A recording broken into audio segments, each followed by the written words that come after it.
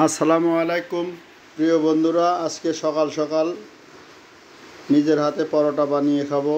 তাই অল্প একটু আটা নিয়ে আটাগুলো ভালো করে গরম পানি দিয়ে মথে নিলাম। মথে নিয়ে পরোটার শেপ দিয়ে পরোটা তৈরি করা শুরু করলাম।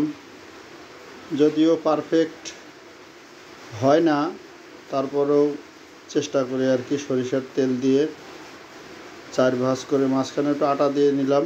4 ভাঁজ করে পরোটা শেপ দিয়ে নিলাম। পরোটাগুলোকে আবার বেলুনে দিয়ে বেলে রেডি করে নেব এবং আজকে পরোটাগুলো সরিষার তেল দিয়েই বানাবো, সরিষার তেল দিয়েই ভাজবো। সকাল সকাল পরোটা বানিয়ে নিয়ে ভাজা শুরু করলাম। সুন্দর করে মচমচা করে ভেজে নিলাম। সবাই পাশে থাকবেন ইনশাল্লাহ। আসসালামু আলাইকুম।